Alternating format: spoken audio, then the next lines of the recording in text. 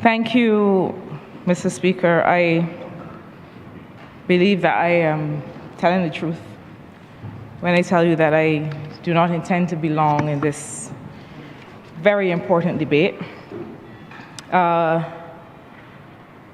I do think that this work is important as part of a body of transformational effort that the government is driving. So this medical products bill and its establishment of a medical products authority and a structure to be able to advance a pharmaceutical industry, but also to be able to regulate how Barbadians and others who consume medical products on the island and medical products generated here and medical products coming from other places, to make sure that there's also a protective regime. And I start here, sir, at the point of a protective regime because I really want to be able to situate this legislation within the lives of people every day. And forgive me if I start at the point of what I believe is one of the challenges that we always face. Some time ago, we had to confront this issue, a similar issue with the Ministry of Agriculture, and the question of pesticides. And what are the kinds of products and chemicals that we allow to come into our country, that we allow to enter our ecosystem, and that we therefore allow to enter our water supply, to enter our water table, to be able to get into, once you use a particular pesticide on a particular crop, once you use it in your yard or on your Christophine or on your spinach, it doesn't end there. And we had occasion as a government some time ago to bring new legislation that would also regulate and affect the kinds of pesticides that come from other jurisdictions that, first of all, have different topography. We have, with our limestone topography, sir, a kind of filtration system that means that anything that leaches from residential use, from commercial use, from industrial use can very easily get into the water supply. And we had to make a decision to say, look, yes, these things are used in other places are not Barbados. We have to protect our unique environmental system, and we had to make some decisions about how we would protect ourselves and our biodiversity and our water and our other environmental concerns. Equally, sir, I feel that I welcome this legislation, if only from the perspective of helping to regulate and helping to educate on what is appropriate to enter this jurisdiction as drugs, as medical products, as cosmetics, and so on. The minister who led this debate made reference to the United States Food and Drug Administration. And that entity in itself has some challenges of its own, because there is a narrative that the FDA in the US heavily regulates some things and barely regulates other things. And some of the things it barely regulates are perhaps some of the things that are potentially most harmful to individuals. But sir, we have a kind of a tradition, perhaps a griot tradition of talking about medicines and passing on certain things from generation to generation. There are things that we would say in the Bajan vernacular, certain things that you night with. When we talk about night with, we mean that you rub on yourself. We have a tradition, we have had, sir, medicines and products that have come into the normal usage of Barbadians that within months and years were banned in many other jurisdictions. And one day, you would go to find Benji's balsam or something on the shelf, and then you won't find it again. Because somebody would say, oh, no, they stopped selling that for that purpose. Or you would have another interesting encounter, which is that you would pick up a product and it would say for export only. And you would think, well, I beg your pardon. So you're trying to tell me that you're not going to use this for the purpose that you intended in the place that you make it, but you'll export it for us poor fools to consume it because it is banned in your jurisdiction, but you don't mind if it is used by other people in other jurisdictions. And so it is important, I think, that this legislation will now start in public conversation about how we consume medication, whether it is over the counter. There are some things, sir, that we know that we can get over the counter in Barbados. And I know the member for Christchurch West Central will have much to say about this, but there are certain things that you can get over the counter in Barbados that you could never find over the counter in other jurisdictions because of the level of regulation, and there's good reason for some of this. But sir, I also want to speak to another custom that we have that I imagine and I hope that this legislation frontally addresses, which is the habit of claiming certain healing benefits of certain things that nobody has been able to give evidence actually works. Sir, I go into Bridgetown and I pass a sign that says that here within this precincts of this business, we cure cancer, we cure this, we cure that. And you walk in there and you buy things that they claim can do all of these things. And time has come, sir, through this legislation that if you have not independently tested and verified that these items can do what you claim they can do, you cannot make that claim anywhere in advertising, by word of mouth, on the radio when the Saturday afternoon comes, so that Barbadians who are lining up to have their medical issues addressed and who consider that they may be able to do it more economically to go and buy a piece of bush in a bag for $20 than perhaps to have to go and get an appointment or wait for an appointment to have it properly addressed, you are taking full advantage of an entire population of people that, one, feel that they can do no better, two, are desperate for something to address their issue, and three, live within a culture of home remedies. It is a fact that we live in that culture. That we have a habit too sometimes of going to the pharmacist and not the doctor. Or of talking to the man that is working at the pharmacy that is not even the pharmacist. And asking, we all the selling here for this, and we all the selling here for that. Sir, the habit, the practice by companies, and we know who they are, of going on the radio and going on the TV and claiming that they have products that cure all kinds of things, that is a regulatory issue. It is almost bordering, sir, on the level of criminal. Because if I am claiming and I am stopping somebody from seeking legitimate medical care because I am claiming that something that I am selling them can do something that I have not proven that it can do, then that is a gap in the legislation and in the regulatory regime that must be filled. And I am celebrating this legislation to the extent that it is going to be able to help regulate that particular issue. It is time well come for that to be addressed. And I hope that those that can hear my voice, that know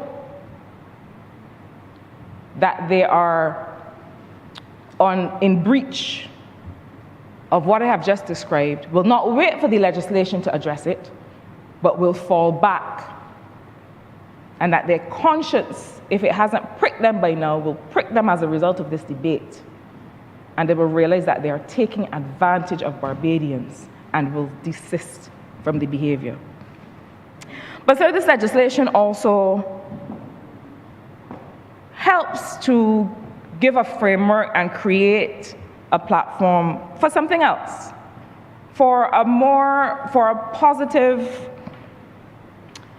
execution of a new industrial policy, or part of a new industrial policy. And sir, I have said in this place and other places many times that industrial policy for small islands is always an interesting debate.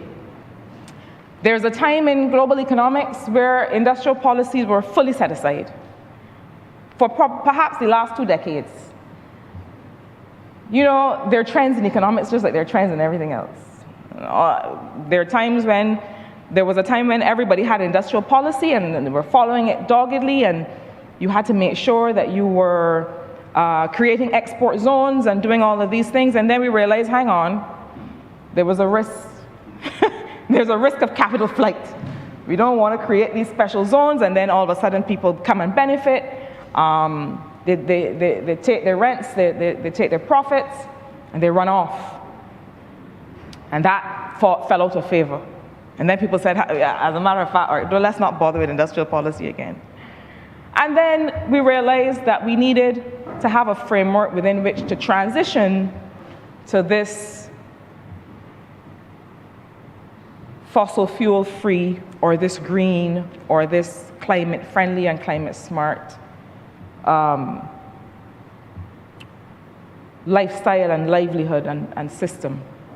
And we realized that it was not going to be easy to be able to move countries from basing their industry on fossil fuels to basing their industry on climate smart or climate positive investments. And then we all decided green industrial policy was the way to go. And here we all are coming up with new industrial policy again, especially for small and emerging economies. But I happen to believe that industrial policy for countries like ours is important. And the debate is, should we pick winners? Should we say, we're going to focus on these 2 or 3 sectors? Or should we create the regulatory environment in which most business can thrive? And I tend to believe that small nano economies like ours have to do a little bit of both.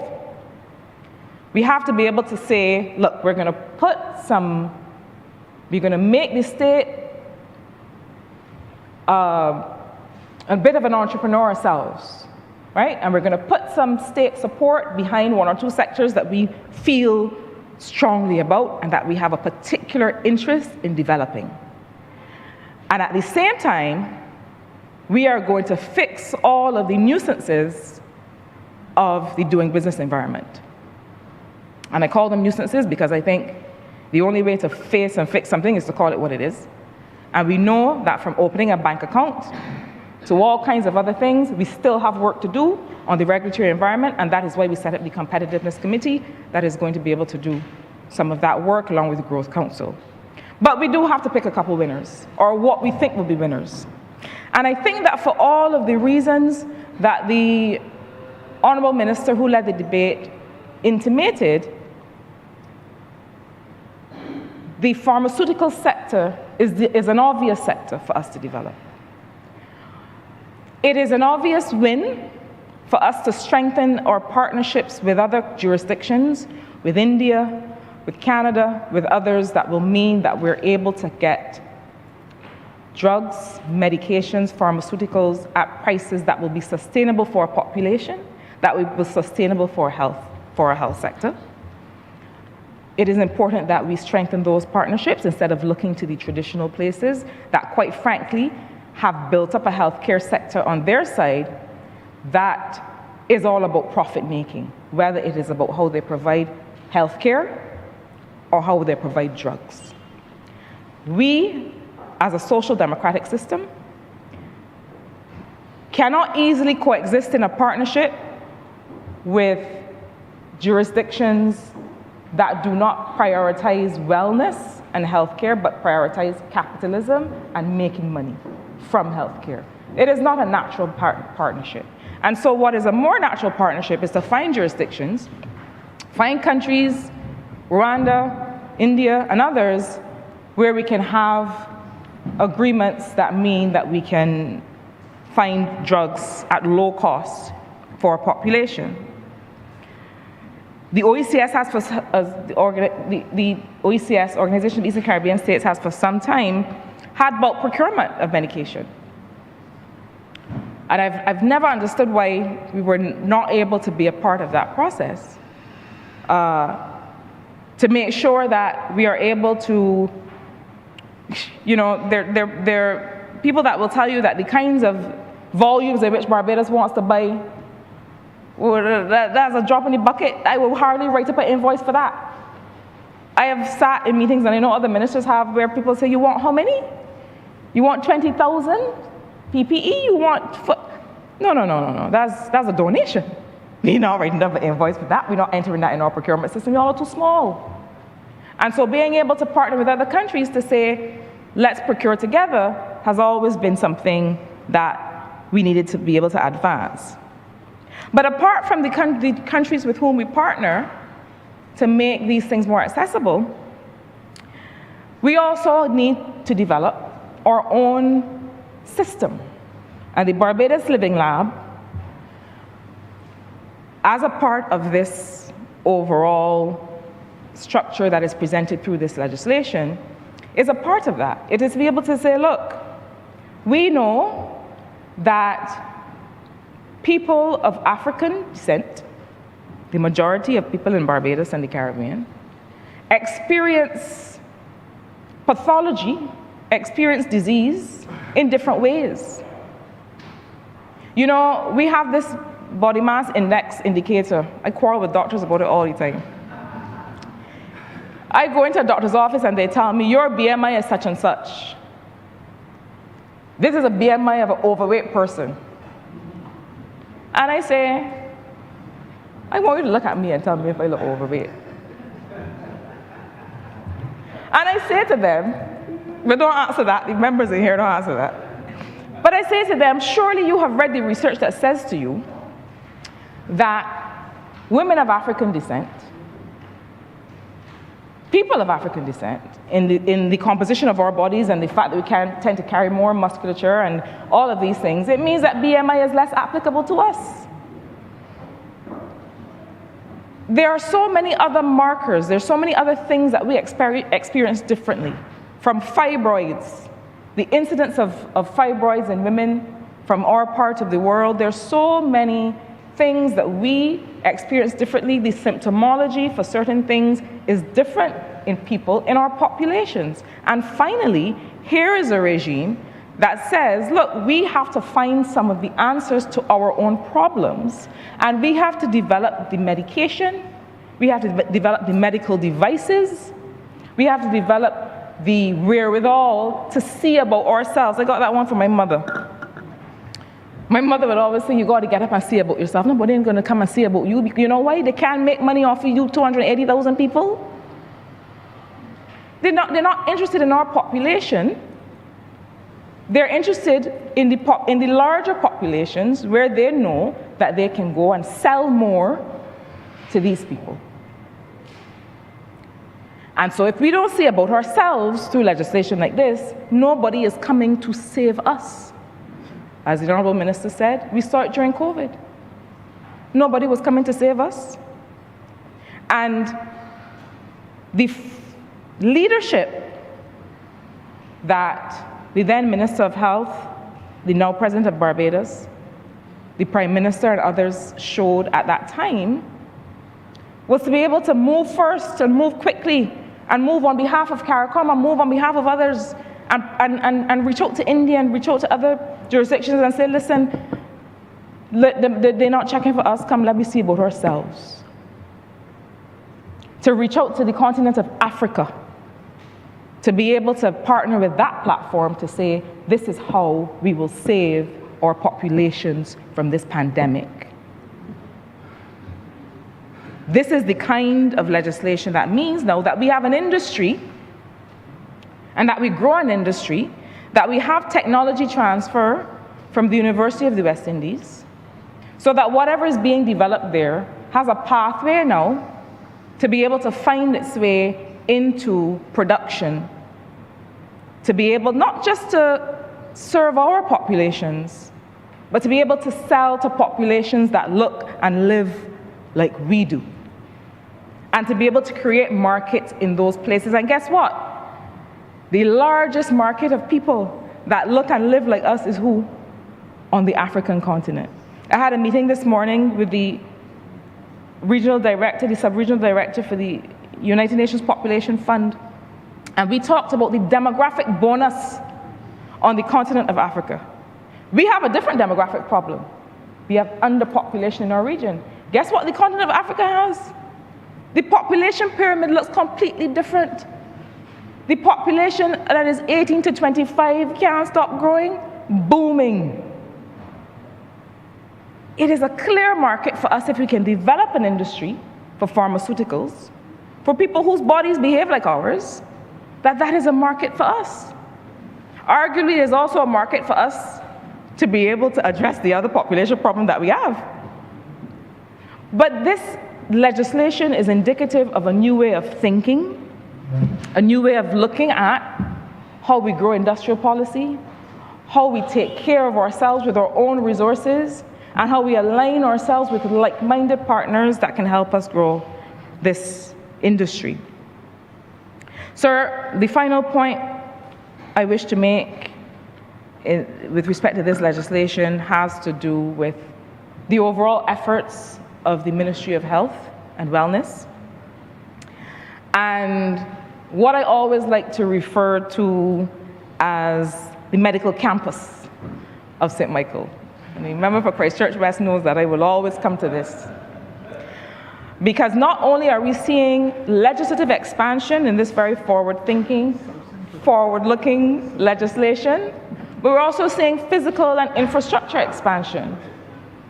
And we know that the services offered through our polyclinic primary care system and through our tertiary care institution at the Queen Elizabeth Hospital, we know that there are improvements to be made and that the ministry is getting on with those improvements.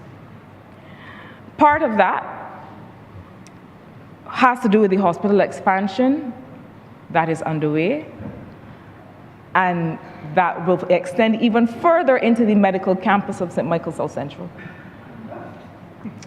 Because from Martindale's Road up into, across Edmore on the other side, up into Belleville, up into Colamarock, sir. And I know that I have solidarity through you, sir, because the Bannister land, Delamere land, Campaign land area, Martindale's Road, is part of the campus. And sir, I will always say that as long as I am representing people in this country, as long as I am representing St. Michael South Central, I will never wish to preside over an infrastructure expansion that does not bring people along. The people who live in St. Michael South Central feel a part of whatever are the medical or the investments in healthcare that are done at the Queen Elizabeth Hospital. The people in Bannister and Delamere land and Campaign land and over into Carrington Village and into the city of Bridgetown are always able to tell me what is happening with the hospital. And I'm not just talking about the outskirts of the hospital. They're always able to say, this is what people are saying, this is how people feel about the service, this is how we feel that you could do better because we are here every day, we are selling fruit outside, we are orderlies inside, we are working in the laundry. The people who live and work opposite the hospital and in the hospital feel that they have some ownership in the success of the healthcare system in Barbados, you know. Let us understand that. And so as we develop opportunities for investment in this pharmaceutical industry, as we develop Physical infrastructure and healthcare expansion. Let us remember that there are people who are living in that medical campus who have ideas, who have productive capacity that can be used, whether it is in the physical building. I have, sir, these two young ladies always amaze me. And please allow me to call their name. I know that they will not mind. The Edme girls who live in Bannister Land. One is a doctor and one is a nurse. Their grandmother came from St. Lucia. Their uncle is a national football player. This is the kind of family, this is the kind of story that these investments in healthcare are for and are about. They live right there, they could pile a rock and hit the hospital. And when I realized that this family was putting their all into getting these girls through medical school and through nursing training, I always keep it in the front of my mind as the example of what it means to people to make healthcare opportunities and health industry opportunities real in their lives. And so just as I expect that the hospital expansion across into the people's backyard and front yard will include them in the investment opportunities and in the employment opportunities. So having a Minister of Health in this honorable place might actually work out very well in making sure this message is heard. But also that this structure that is created through this medical products legislation will also create opportunities for them in investment, the kinds of work that we're seeing in domestic and regional pharmaceutical manufacturing, the kinds of work that will be involved in regulation and monitoring. This is also a piece of legislation, sir, that speaks to opportunity, not just regulation, but opportunity. And I know the people of St. Michael South Central are happy to hear about that opportunity. And so, sir, I commend this bill to this honorable place. I feel that it is a piece of legislation whose time has come.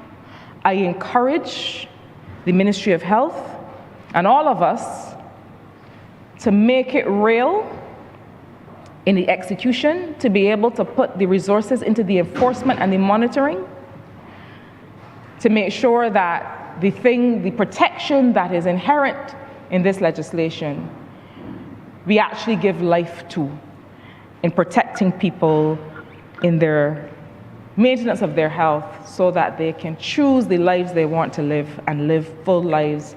And with that, sir, I'm obliged to you for the time.